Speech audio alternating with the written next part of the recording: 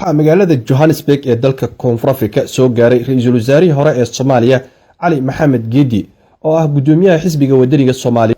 boqolaal ka mid ah jaaliyada Soomaalida ay ku nool magaalada Johannesburg waxgarad culimo u diin aqoon-yahano madax jaaliyada Soomaalida iyo safaaradda Soomaalida dalkani Koonfur Afrika ayaa si diiran ugu soo dhaweysay garoonka Orlando International Airport ee magaalada Johannesburg ee dalka Koonfur Afrika. dhammaan dadkii ka soo qayb galay soo dhaweynta ra'iisul wasaarihii hore ee Soomaaliya ayuu gacan qaaday markii uu garoonka soo galay.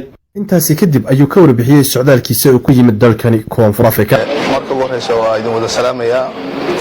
marka labaadna waxaan u mahadcelinayaa safaaradda Soomaaliyeed ee dalka South Africa, madaxda jaaliyadda Soomaaliyeed ee heerarkeeda kala duwan, ee odayaasha leh, culamaa diinka leh, aqoon-yahanada leh, ganacsatada, gabdhaha iyo wiilasha leh, dhammaantood salaamaya waan u mahadcelinayaa taagnaayeen soo dhaweynteeda. marka war badan hadda ma hayo, laakiin waqti ayaan isla qaadan doonaa.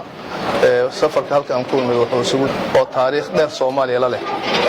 berigan ra'iisul wasaaraha ayna xiriir fiican lahayn oo xasuusto inaan balarko siday isbedelada ka dhacay iyo horumarada ay gaareen iyo Soomaalida degan ee ku nool oo iyadana aad iyo aad loogu soo dhaweeyay inaan xogtooda ogaado dalka ku leeyahay. intaas ayaan u imid waxa qorshaygu waa 5 ilaa 6 bil weey. xogayaha jaaliyada Soomaalida ee dalkani Koonfur Afrika Cabdirasaaq Macaan Jecel ayaa ka warbixinaya jaaliyada Soomaaliyeed ee dalka Koonfur Afrika siday u soo dhaweeyeen ra'iisul wasaarihii hore ee Soomaaliya. hadaladiisii waxaa ka mid ah anoo ku hadlaya magaca jaaliyada Soomaaliyeed ee Koonfur Afrika. waxaan aad ugu faraxsanahay caawa jaaliyad ahaan inaan ku soo dhaweynay magaalada Johannesburg ra'iisul wasaarihii hore Cali Maxamed Geedi oo booqasho noogu jooga halkan. jaaliyadda ayaa waxay muujisay isu soo bax aad u ballaaran iyo waliba taageero ay taageersan tahay ra'iisul wasaaraha soo dhaweyntiisa iyo waliba ismaatinkiisa. waxaan kaloo rajaynaynaa insha Allah hadii Ilaahay yiraahdo si la qorsheynayo in maalinta Axadda oo ku aadan 1 bisha Luulyo xaflad weyn oo lagu maamuusayo sanad guuradii 59aad ee xorriyadda Soomaaliya oo nagala qayb qaadan doono insha Allah hadii Ilaahay yiraahdo ra'iisul wasaaruhu taas oo jaaliyadda Soomaaliyeed ay qabanqaabinayso inay qabato habeenka hadii Ilaahay. ugu dambeyn waxa uu mahadceliyay jaaliyadda Soomaalida ee dalkani Koonfur Afrika Axmed Nuur oo ku hadlayay magaca gudoomiyaha xisbiga wadaniga Soomaaliyeed.